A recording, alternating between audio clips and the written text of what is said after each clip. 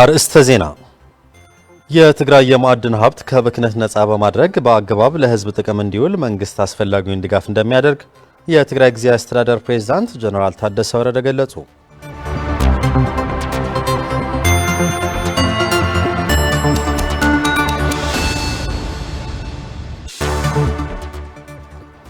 በኢራን እየተስፋፋ በመጣው አመጽ እስካሁን ከ2500 በላይ ሰዎች መገደላቸውን የሰብአዊ መብት ድርጅቶች አስታወቁ።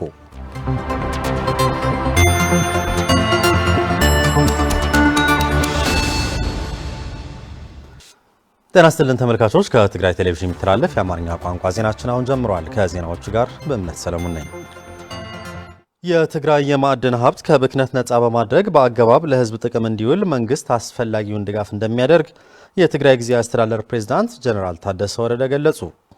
ፕሬዝዳንቱ ይህንን የገለጹት በእንዳስላሴ ሽረ ከተማ በትግራይ ማዕድን ሀብት አጠቃቀም ዙሪያ በተካሄደ መድረክ ላይ ነው።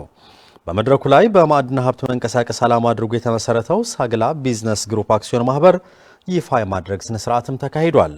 ለዮርዳኖስ ገብረስላሴ ዘገባ ብርቱካን ጌታዬ። የተለያዩ የልማት ስራዎችን በመጎብኘትና የንግድ ማህበረሰብ ስላሉባቸው ችግሮች ከሰሜን ምዕራብ ትግራይ ዞን አስተዳደር እንዳስላሴ ሽረ የሚገኙት የትግራይ ጊዜያዊ አስተዳደር ፕሬዝዳንት ጀነራል ታደሰ ወረደ ዛሬም የተለያዩ ውይይቶችን ከንግድ ማህበረሰብ ጋር አካሂደዋል። ትግራይ የማዕድን ሀብትና ሌሎች ተፈጥሯዊ ጸጋዎችን ያቀፈች ናት ያሉት በዛሬው ዕለት በተካሄደው ውይይት የሳግላ ቢዝነስ አክሲዮን ማህበር የቦርድ ሰብሳቢ አቶ ሙላለም ገብረ ህይወት የማህበሩ ዓላማ የዞኑን የማዕድን ሀብት ተገነት ዘላቂ ልማት እድገት እና ፍትሃዊ ተጠቃሚነትን በሚያረጋግጥ የአካባቢን ብክለት በሚቀንስና ስነ ምህዳርን በማይቃረን አግባብ ህብረተሰብ ተጠቃሚ ማድረግ ነው ይላሉ። ማዕድናት ትግራይ አንጸላሊዎ ካብ ዘሎ ሓደጋ ንምድሓን የትግራይ ማዕድን ተገርጦበት ካለው አደጋ ለማዳን ማዕድናችን በዘመናዊ መልኩ ለህብረተሰቡ ተጠቃሚ ለማድረግና አካባቢን ብክነትን የሚቀንስ እንዲሁም ተጠቃሚነትን በማረጋገጥ መሬት ላይ ለትውልድ የሚተርፍ ኢንቨስትመንት ላይ ልናውለው ይገባል።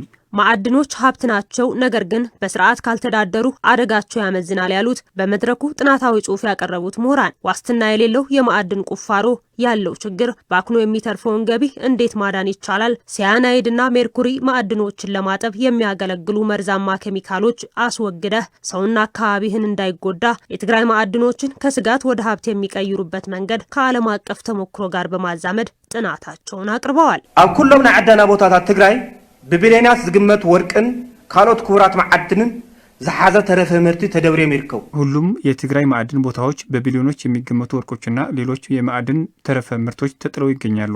እነዚህ ተረፈ ምርቶች ዘመናዊ ማጣሪያ ቴክኖሎጂ ባለመኖሩ ለማህበረሰቡና ስነ ምህዳር ላይ በአሁኑ ወቅት እየበከለ ያለበት ሁኔታ ነው ያለው። ናይ ትግራይ ሀብት ማዕድን ክውክል ዝኽእሉ ስትራቴጂክ ሚነራል እውን የትግራይ የማዕድን ሀብት አሰራርና ስርዓት ለወደፊቱ ስትራቴጂክ አሰራር ሊወጣለት ይገባል። አዲስ ቴክኖሎጂ የሚፈልጉ የማዕድን ቁፋሮዎች ላይም ባለሙያዎች ሊሳተፉበት ይገባል። የመድረኩ ተሳታፊዎች በበኩላቸው በቀረበው ጥናታዊ ጽሑፍ ጥያቄና ሀሳብ ያነሱ ሲሆን የአካባቢው ህብረተሰብ ፍትሃዊ በሆነ መልኩ ተጠቃሚ እንዲሆን ሊደረጉ የሚገቡ ተግባራትና በአጠቃላይ የማዕድን ሀብት ዘመናዊና ሳይንሳዊ በሆነ አግባብ እንዴት ጥቅም ላይ መዋል የሚሉ ሀሳቦችን አንስተዋል። ክቡር ፕሬዚደንቱን ዘለኻየ ስለዝኾነ እንታይ አኸብል ዝደሊ እኔ ማለት የምፈልገው የከተማ ቢሮዎች ተዘግተው በሜርኩሪና ሌሎች ኬሚካሎች ነው ቁፋሮ እየተደረገ ያለው። እነዚህ የሚቆጣጠር ስራ ለመስራት ምን ያህል ቁርጠኛ ናችሁ? ሆነ አሎ ስለተባለ ሁሉ ፍሕርና አለ ስለተባለ ብቻ ሁሉም ቦታ ቁፋሮ ማካሄድ ልክ አይደለም። ነገ ምድረ በዳ ብቻ ተሸክመን እንዳንቀር ባይ ነኝ። በመድረኩ የተገኙት የትግራይ ጊዜያዊ አስተዳደር ፕሬዝዳንት ጀነራል ታደሰ ወረደ የትግራይ ማዕድን ቢሮ ኃላፊ ወይዘሮ ብርክት ገብረ መድህን ለቀረበው ጥናታዊ ጽሑፍ የተሳታፊዎችን ሀሳብ መሰረት አድርገው ማጠቃለያ ሀሳብ ሰጥተዋል። አስገደ ይፋር ጸለምቲ ድማ ይፋር ላዕላይ ዲያው ማእኸላይ ዲያው ታሕታይ ዲያው አስገደ ላዕላይ ዲያቦ በአጠቃላይ በሁሉም የትግራይ አካባቢዎች በተገኘው ሁሉ የማዕድን ቁፋሮ መካሄድ የለበትም። ነገ ለትውልድ የሚተርፍ ማስቀመጥ ግድ ይለናልና እኛ የመጨረሻ ትውልድ አይደለንም። ስለዚህ ይህንን ግምት ውስጥ በማስገባት በህገወጥ መንገድ የሚካሄድ የማዕድን ቁፋሮ መከልከልና መቆም አለበት። ኬሚካል ከዓብ ጣዕሚ ልገርም በዓለም ደረጃ ለተከለከለ ኬሚካል በዓለም ደረጃ የተከለከለ ኬሚካል መጠቀም የለብንም። ሜርኩሪ የሚባለው ኬሚካል ጉዳቱ ተጠንቶ ዓለም የከለከለው ነው። ስለዚህ ለቀጣይ የምናስብ ከሆነና መኖር ካለብን ማዕድን ጥቅም ላይ ማዋል አለብን።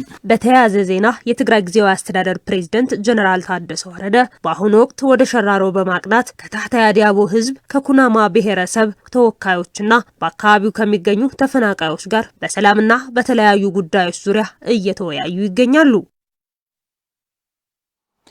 በራያ ዩኒቨርሲቲ አስተባባሪነት በጥቃቅንና አነስተኛ የንግድ ተቋማት እየተንቀሳቀሱ ያሉት ወጣቶች ችሎታቸውን ለማሳደግ የሚያስችላቸው የክህሎትና የአቅም ግንባታ ስልጠና እንደተሰጣቸው ተገለጸ። ስልጠናው በግል በጥቃቅንና አነስተኛ የንግድ ተቋማት በልምድ እየሰሩበት የመጡበትን አሰራር ለማዘመን ያስችላልም ተብሏል። ለሀፍቱ ብስራት ዘገባ ማዕድ ኃይለ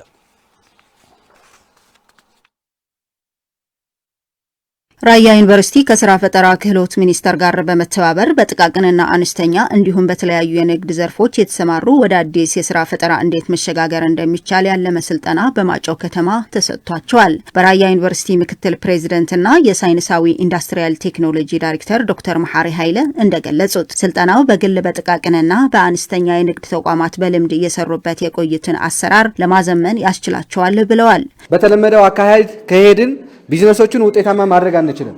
በተለይ በአሁን ሰዓት በጥቃቅንና አነስተኛ ቢዝነሶች ያለው ትልቁ ቻሌንጅ የሚሰሩት ስራ ባህላዊ አሰራር ነው። ቢዝነሳቸው እንዴት ማንቀሳቀስ መቻል እንዳለባቸው አያውቁም። ሂሳብ መዝገባቸው እንዴት መያዝ እንዳለባቸው፣ ደንበኞቻቸው እንዴት መያዝ እንዳለባቸው፣ የገበያ እንዴት ማጥናት እንዳለባቸው፣ በምርታቸውና በአገልግሎታቸው ደግሞ አዳዲስ ነገሮችን እንዴት መጨመር እንዳለባቸው ትልቁ ፈተናቸው ይሄን ነው ማለት ነው። ስለዚህ ይሄን ፕሮግራም የተዘጋጀበት ዋና ምክንያቱም እናንተ በቢዝነሳችሁ ላይ አዳዲስ ነገሮችን እንድትፈጥሩ ወይም አዳዲስ ፈጠራዎችን እየጨመራችሁ በምርታችሁ በአገልግሎታችሁ የተሻለ አሰራር እንዲኖራችሁ ወይም የተሻለ አሰራር እንድታመጡና ያለው የቢዝነስ እንቅስቃሴ ውጤታማ እንዲሆን ለማድረግ ታስቦ ነው ማለት። ታጋይ ክብሮም አለሙ በዲዲአር በክብር ተሰናብቶ ባገኘውን ገንዘብ ደረቅ እንጀራ ለምግብ ቤቶች በማቅረብ ለአራት ሰዎችም የስራ እድል መፍጠሩን በመጠቆም አሁን ባገኘው ስልጠናም የገንዘብ አያያዝን ጨምሮ ስራውን እንዴት ማሳደግ እንደሚቻል አቅም እንደፈጠረለት ይገልጻል። አነ በዲዲአር ልጀምሮ ብቴሳሽ እኔ ስራውን የጀመርኩት በዲዲአር በሰጠኝ 90 ሺህ ነው። 4 ሰራተኞችም አሉኝ። የማናጅመንት ችግር ስላለብኝ በዚህ ስልጠና ግን ችግሬን እንዴት ማስተካከል እንዳለብኝ ተምሬበታለሁ። እንዳልሰራ እንቅፋት የሚሆንብኝ ነገር በማስተካከል ተወዳዳሪ ለመሆን እያሰብኩኝ ነው ያለሁት። ወይዘሮ ሰናይት አብርሃና ወይዘሮ ኮማህ ደስታ በአድሚኒስትሬሽን በዲግሪ ቢመረቁም የመንግስት ስራ ሳይጠብቁ በተለያዩ የንግድ ስራ እንድትሰማሩ በመግለጽ ቢሆንም ግን የገንዘብ እጥረት ስላላቸው በረጅም ጊዜ የሚከፈል ብድር እንዲመቻችላቸው ለሚመለከተው አካል ይጠይቃሉ። ኢንተርፕረነርሺፕ ሰልጤና ካኡ በኡፎይታ ለቃህ ወሲደ በኢንተርፕረነርሺፕ ሰልጥኜ ብድር ወስጄ አትክልት እየሸጥኩ ነው ያለሁት። ቢሆንም ግን ስራዬን ለማስፋፋት አልቻልኩም። ምክንያቱም ብድር ወስጄ ካፒታሌን ለማሳደግ ችግር ሆኖብኛል። እንዲሁም የመስሪያ ቦታም የለኝም። ዲግሪ ተመረቀ እኔ በዲግሪ ተመርቄ ስራ አጥቶኝ ቆይቼ ነበር። የኢንተርፕረነርሺፕ ስልጠና በራያ ዩኒቨርሲቲ ከሰጠኝ በኋላ ግን ከንግድ ባንክ 60 ሺህ ብር ብድር ወስጄ ብድሬን ከመለስኩኝ በኋላም እንደገና ከወጋገን ባንክ 95 ሺህ ብር ብድር በመውሰድ ቡናና ስኳር እየነገድኩኝ ይገኛለሁ። እዚህ ላይ ችግር የሆነብኝ ግን ብድሩ የአጭር ጊዜ በመሆኑ ነው። ስለዚህ የረጅም ጊዜ ብድር እንዲሰጠን ቢመቻችልን ነው የምለው። የማጫው ከተማ የቁጠባ ዘርፍ ጽህፈት ቤት ኃላፊ አቶ ጸጋይ ከላሊ በበኩላቸው በራያ ዩኒቨርሲቲ አስተባባሪነት የተሰጠውን ስልጠና በሰልጣኞች ላይ ትልቅ ለውጥ እንደሚያመጣ አመላክተው በጥቃቅንና አነስተኛ የንግድ ዘርፍ የተሰማሩ ወገኖች የሚያጋጥማቸው የገንዘብ እጥረት ለመቅረፍ ከብድር ሰጪ ተቋማት ጋር አብረው እየሰሩ መሆናቸውን ገልጸዋል። በግል የሚሰሩ ስራዎች ላይ የተሰማሩ ወገኖች ብድር እንዲመቻችላቸው እያደረግን ያለ ነው። ምክንያቱም ባንኮች የስራ እድል ፈጠራም አባል ስለሆኑ መብራት ኃይል፣ የውሃና ፍሳሽ አገልግሎት፣ የቁጠባና ዘርፍ፣ የመሬት አስተዳደር አባላት ናቸው። ስለዚህ ይህ ችግር የማይፈታበት ሁኔታ የለም። በትግራይ በተካሄደው ጦርነት የወደሙ የተለያዩ መሰረተ ልማቶችን የመልሶ ግንባታ ስራ መከናወኑ ተገለጸ። በትግራይ ማዕከላዊ ዞን ዛና ወረዳ በሚገኙ 8 ቀበሌዎች የተከናወነው የዳግም ግንባታ ስራ በ176 ሚሊዮን ብር የተከናወነ መሆኑን የትግራይ መልሶ ማቋቋምና ዳግም ግንባታ ጽሕፈት ቤት አስታውቋል። በፕሮጀክቱ የተከናወኑ የዳግም ግንባታ ስራዎች በትግራይ በተካሄደው አውዳሚ ጦርነት የወደሙ ተቋማት መልሶ ለማቋቋም ትልቅ ሚና እንዳለው የገለጹት የዛና ወረዳ ዋና አስተዳዳሪ አቶ ሙላት ይህደጎ የትግራይ መልሶ ማቋቋምና ዳግመ ግንባታ ጽሕፈት ቤት በትምህርት ጤናና ውሃ አገልግሎት በቀጣይነት እንዲሰራላቸውም ጠይቀዋል። የጽሕፈት ቤቱ ኃላፊ ኢንጂነር ቴዎድሮስ ገብረ እግዚአብሔር በበኩላቸው የተሰሩ ፕሮጀክቶች ማህበረሰቡ በአግባቡ በመያዝ እንዲጠቀምባቸው በመጠየቅ በቀጣይም ያልተፈቱ የማህበረሰቡ ችግሮችን ለመፍታት ጽሕፈት ቤታቸው አበክሮ እንደሚሰራ አስረድተዋል። የአካባቢው ነዋሪዎቹም ለአገልግሎት ያስቸግሯቸው የነበሩ ተቋማት በመገንባታቸው ችግራቸውን እንዳቃልላቸው በመግለጽ አሁንም በወረዳቸው የመልሶ ማቋቋምና ዳግመ ግንባታ ስራዎች ተጠናክረው እንዲቀጥሉ ጠይቀዋል።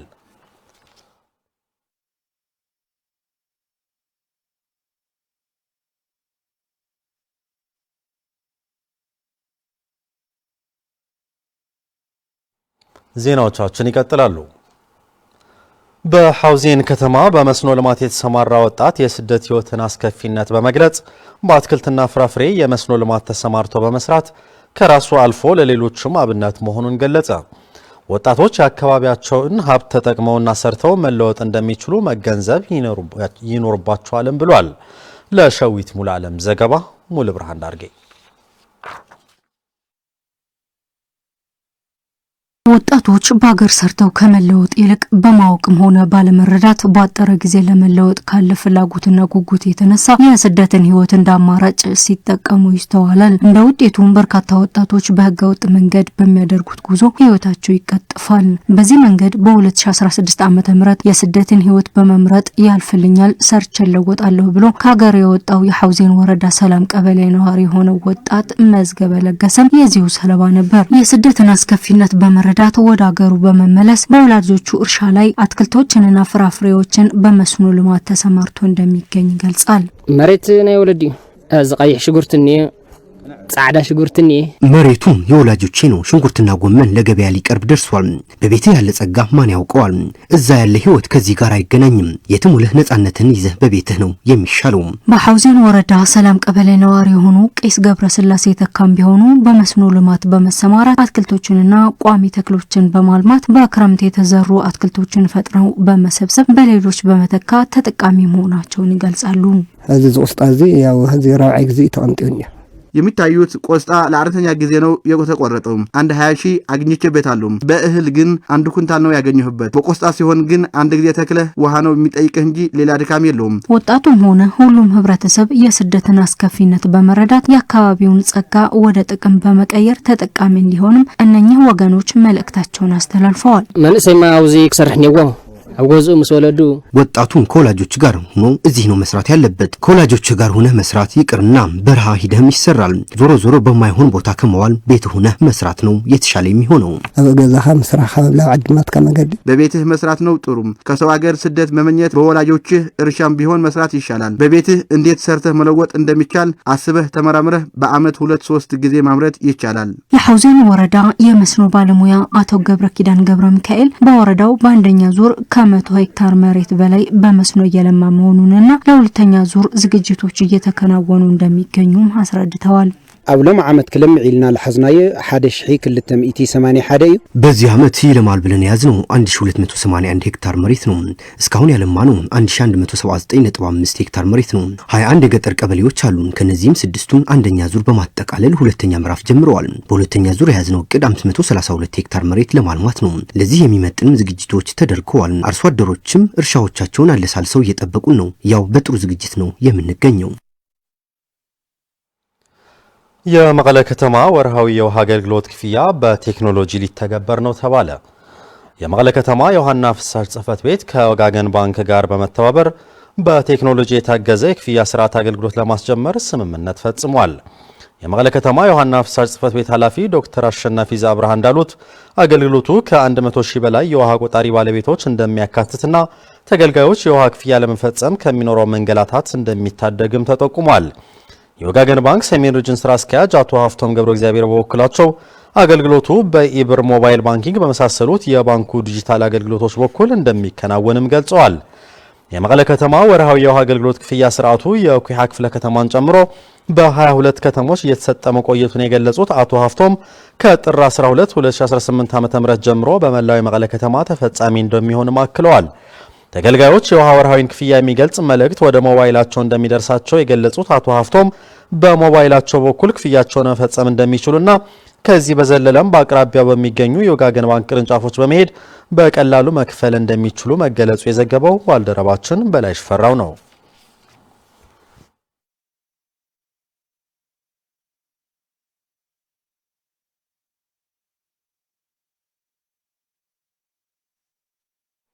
በመጨረሻ በኢራን እየተስፋፋ በመጣው አመጽ እስካሁን ከ2500 በላይ ሰዎች መገደላቸውን የሰብአዊ መብት ድርጅቶች አስታወቁ።